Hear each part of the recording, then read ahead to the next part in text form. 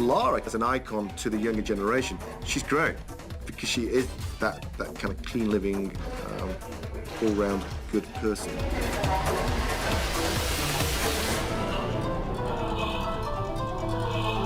I think it's an intelligent game, and I think it's also really obvious. She's built. Women want to be her, men want to be with her, and I think that's a recipe that works across both genders.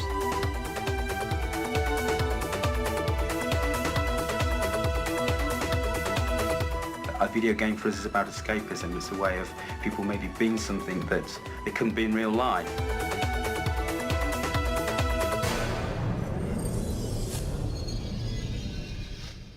The history of Lara came from an E3 show where I saw for the first time Sony PlayStation and was like, wow, this is the future. This is where gaming is going. This is such a cool machine. Came back, said, these are the games that we've got to beat. These are the games we've got to get better at. It started like that. It actually allowed us to sort of bring a sort of a dream that we had of what the game could be using the then, technology. One of the guys said, I've got this great idea for a pyramid game, and like Egyptian game. I said, yeah, I just love that idea. And 6 months later, it said, there's the character, what do you think?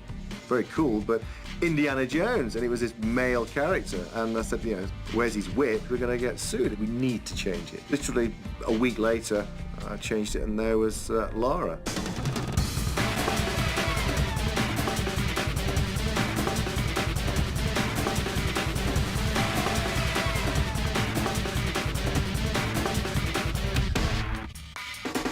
Well, it's a woman. You've gone from a man, and now you put a woman there, you're going mad. And I said, no, it's going to be really cool. She's got to do so many different things that men can't do.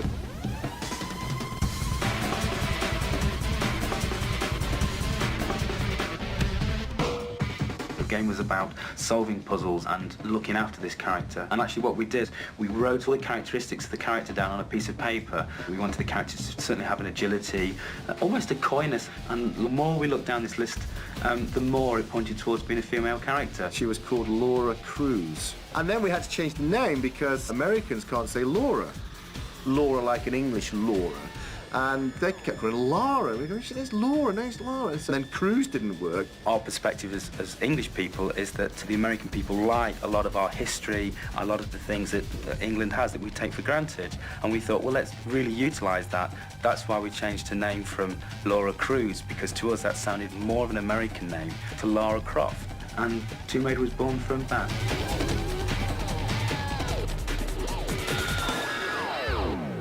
I think the game came at a breakthrough time in the industry. Technology took a significant leap from the sort of 2D graphics into 3D graphics. And the gameplay, which is very compelling. You're an adventurer, you're in a world, you're fighting, you're going around finding objects with a very involved storyline. Ah, Miss Croft. I take it you're ready to sign on. To what?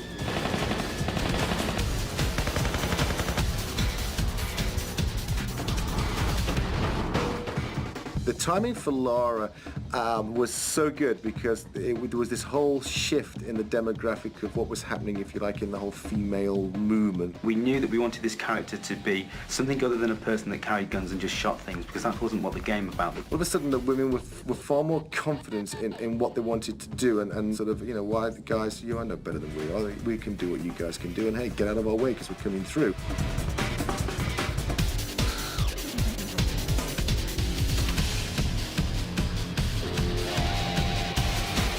There's certainly been other female characters in video games, but I think we were the first one really to take it and only be a female character. The easy option for us in Tomb Raider would have been to say, let's have a female and a male character, and you can select which one to be. But we thought this was key to the game, being a female character, that the male players would relate more to the character. They'd feel more in keeping. They wanted to nurture Lara and make sure, that she was protected and that she could survive the ordeal that was facing her.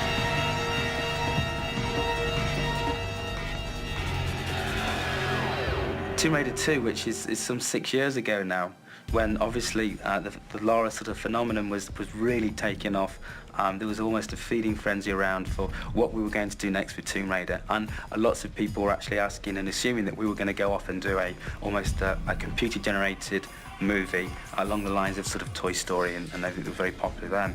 At the same time, the interest was sort of, it became fairly apparent that Lara as a character could make that transition from video game screen onto the big screen. Our biggest concern when we were looking for a partner with the movie was exactly what they're going to do with Lara. Lara is our Mickey Mouse, and we're as protective over her as Disney is over Mickey, and we had to be pretty sure that we could say no. Paramount were the only company that were prepared to do that, the only movie studio that were prepared to do that. We were very involved in looking at the script and the cast and the characters to make sure, once again, that the integrity of the property was maintained, because it was such a big part of our business, and we felt we didn't really want to compromise. And certainly with Angelina, who is, there was no second choice. She's the perfect Lara Croft.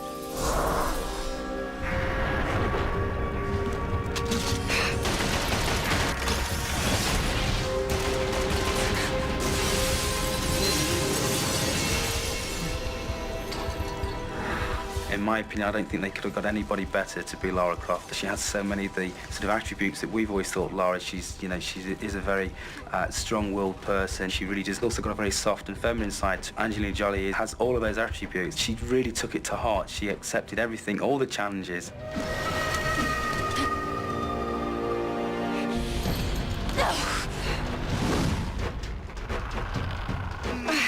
When I was down and seeing her on the set, you know, she was in harnesses bouncing above 100 feet above us, and staggering, absolutely staggering. She's got all those things. She has all the things we love about James Bond. She's got all the cool stuff, and she comes from a certain past and history and a certain kind of a, you know, she's got all that sexy intelligence, but she's also Indiana Jones, and she's a real active person.